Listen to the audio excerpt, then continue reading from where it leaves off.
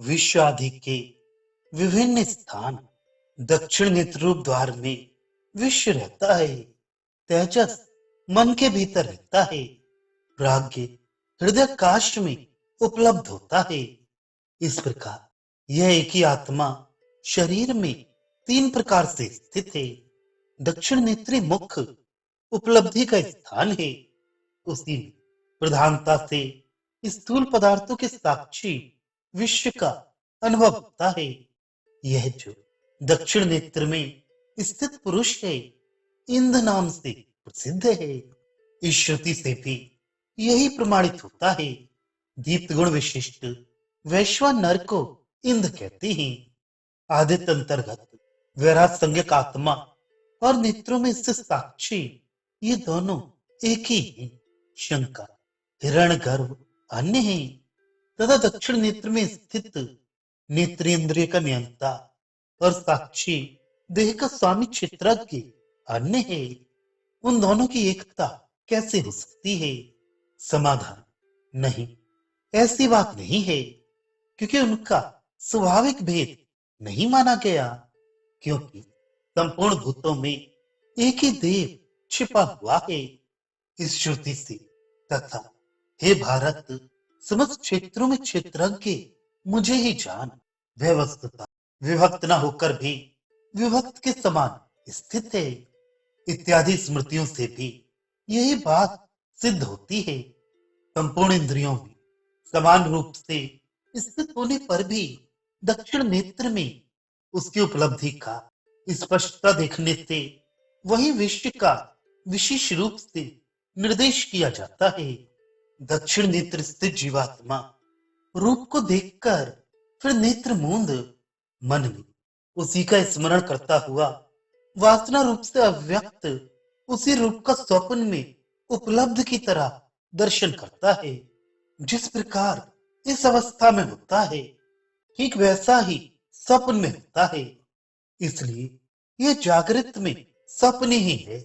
अतः मन के भीतर स्थित तेजस भी विश्व ही है तथा स्मरण रूप व्यापार के निवृत्त हो जाने पर हृदयाकाश में स्थित प्राज्ञ मनोव्यापार का अभाव हो जाने के कारण एकीभूत और घन प्रज्ञ ही हो जाता है। दर्शन और स्मरण ही मन का स्फुरण है। उनका अभाव हो जाने पर जो जीव का हृदय के भीतर ही निर्विशेष प्राण रूप से स्थित होना है, वही जागृत में सुषुप्ति है। प्राण ही इन सबको अपने में लीन कर लेता है। इस श्रुति से यही प्रमाणित होता है।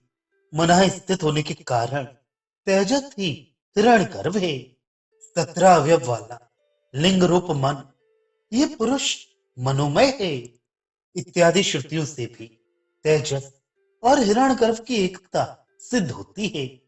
शंकर सुषुप्ति में भी प्राण तो व्याकृत अर्थात विशेष भावापन्न ही होता है तथा इंद्रियां भी प्राण रूपी हो जाती हैं। फिर उसकी अव्याकृतता कैसे कही गई?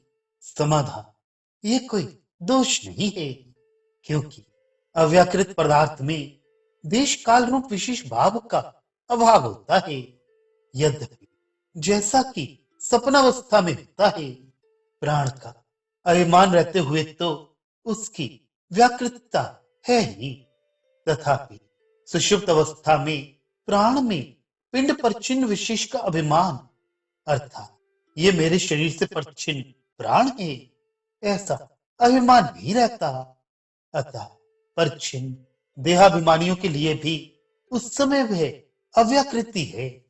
जिस प्रकार प्राण का लय अर्थात मृत्यु होने पर परचिन्न देहाभिमानियों का प्राण अव्याकृत रूप में रहता है, उसी प्रकार प्राणाभिमानियों को भी प्राण की अविशेषता प्राप्त होने पर उसकी अव्याकृतता और प्रसव बीज रूपता वैसी ही है। अतः अव्याकृत और सुषुप्ति, इन दोनों अवस्थाओं का साक्षी भी अव्याकृत अवस्था में रहने वाला एक ही चेतन आत्मा है। पर छिन्न देहों के अभिमानी और उनके साक्षियों की उसके साथ एकता है। अतः प्राज्ञ के लिए एक ही भूता प्राज्ञन घन आदि पूर्वोक्त विशेषण उचित ही है। विशेषता इसलिए भी क्योंकि इसमें आदिदेव, अव्यकृत और अध्यात्म प्राज्ञ की एकता रूप उपयुक्त हेतु भी विद्यमान है। शंका, किंतु अव्यकृत प्राण शब्दवाच्य कैसे हुआ? समाधान, हे सौम्य, मन प्राण के ही अधीन है इस श्रुति के अनुसार। शंका, किंतु वहां तो सदैव सौम्य इस श्रुति के अनुसार प्रसंग प्राप्त सद ब्रह्म ही प्राण शब्द का वाच्य है। समाधान, वहां ये दोष नहीं हो सकता, क्योंकि उस प्रसंग में सद ब्रह्म की बीजात्मकता स्वीकार है। यद्यपि वहां प्राण शब्द का वाच्य सदग्रह है, तथापि जीवों की उत्पत्ति की बीजात्मकता का त्याग न करते हुए ही उस सद ब्रह्म में प्राण शब्दत्व और सत शब्द का वाच्यत्व माना गया है।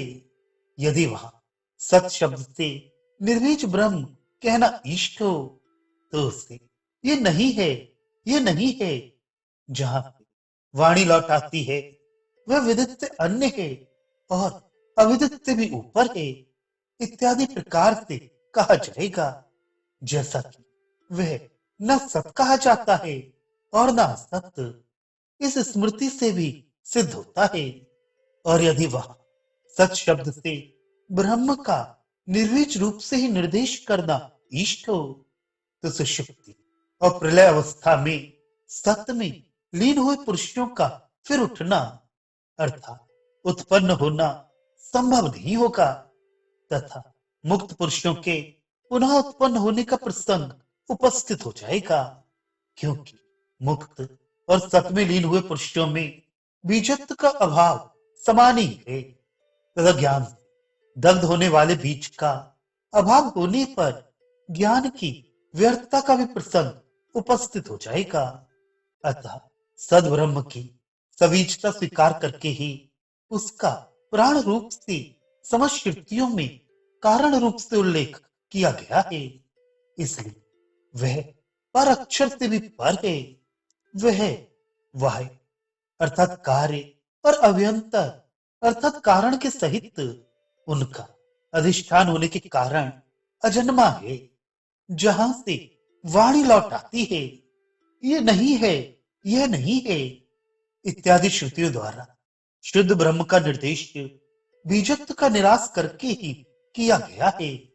उस प्राज्ञ शब्दवाच्य जीव की देहादि संबंध तथा जागृत आदि अवस्था से रहित उस पारमार्थ की अबीज अवस्था का तुरीय रूप से अलग वर्णन करेंगे।